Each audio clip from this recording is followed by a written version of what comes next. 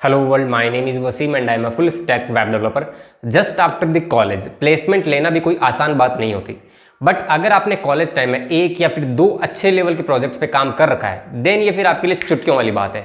तो आज की इस वीडियो के अंदर हम बात करेंगे कि अच्छे और तगड़े प्रोजेक्ट की क्या पहचान होती है, कौन से ऐसे की कंपोनेंट होते हैं जो कि रिक्रूटर आपके प्रोजेक्ट में देखता ही देखता है. Okay, so without wasting more time, let's get started.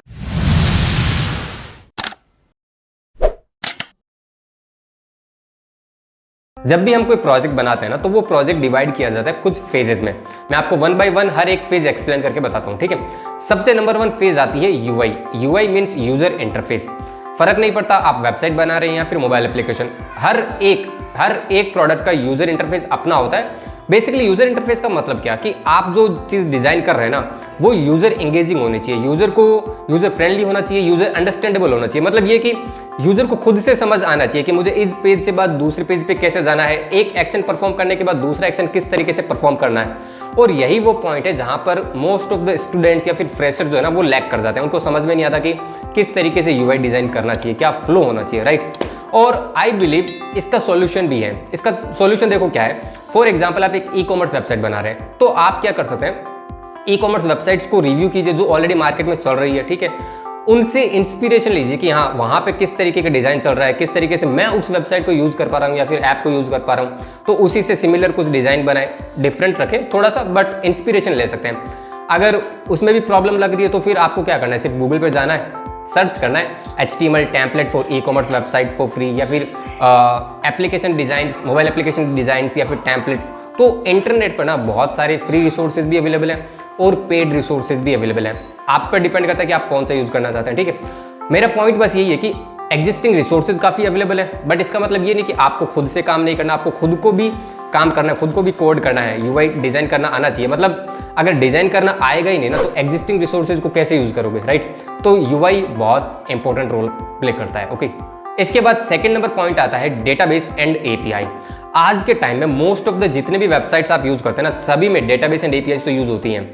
और अगर आप यूज नहीं करेंगे डेटाबेस एंड एपीआईज को, तो कोई मतलब नहीं रह जाता उस प्रोजेक्ट का. खाली एक स्टैटिक स्ट्रक्चर बना के देने का क्या सेंस. एक बेसिक यूआई तो आपने बनाया, जब तक वो यूआई जो आपने बनाया है, जो स्ट्रक्चर आपने रेडी किया है, वो फंक्शनल ही नहीं है, तो उसका कोई सेंस ही नहीं बनता. आप देखो डेटाबेस कोई सा भी यूज़ करो, चाहे MySQL यूज़ करो, MongoDB करो, बहुत सारे अवेलेबल है. आप अपनी चॉइस के अकॉर्डिंग कोई सा भी सीखिए और यूज़ कीजिए, बट यूज़ करना जरूरी है.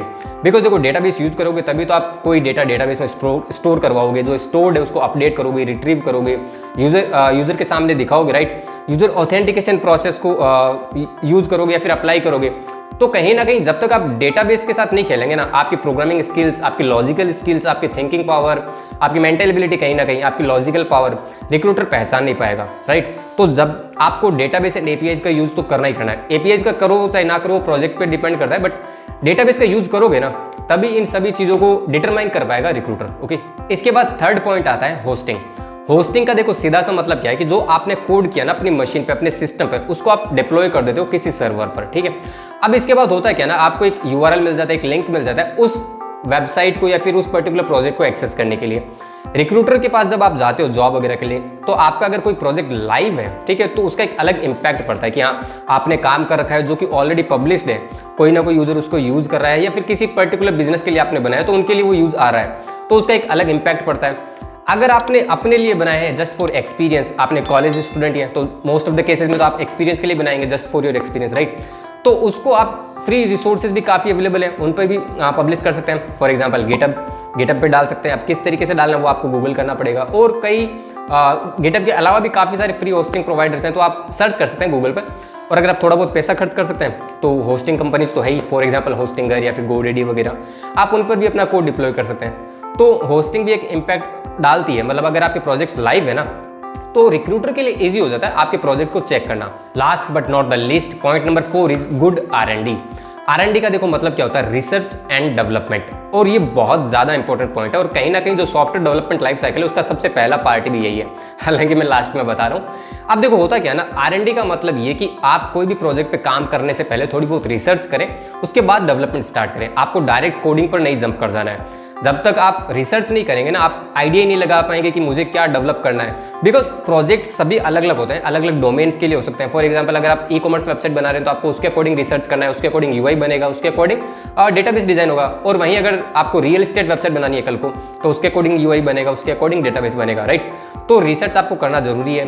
हो सकता है रिसर्च के दौरान आपको पता चले कि मुझे कौन सा पेमेंट गेटवे यूज करना है या फिर कौन सी थर्ड पार्टी एपीआई को यूज करना है to send any kind of to work, basically to do any kind of work. अगर फॉर एग्जांपल आप एक ई-कॉमर्स वेबसाइट को यूज करें तो आपको उसमें थर्ड पार्टी के लिए पेमेंट गेटवे यूज करना पड़ सकता है to perform payment related operations, right.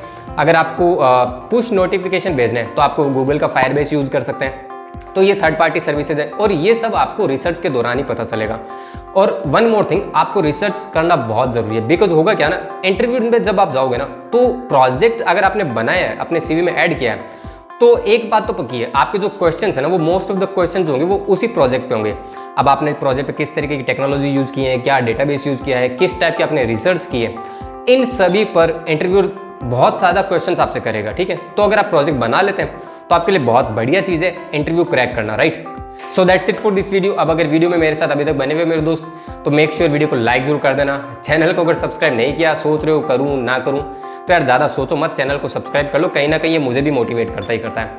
Instagram और लिंक्डइन पर भी अपना सपोर्ट जरूर दिखाओ, वहाँ पर भी फॉलो कर लो। और किसी भी टाइप का क्वेश्चन क्वेरी हो तो डायरेक्ट वहीं डीएम कर दो, एज सुन एज पॉसिबल मैं रिप्लाई भी कर दूँगा, ठीक है।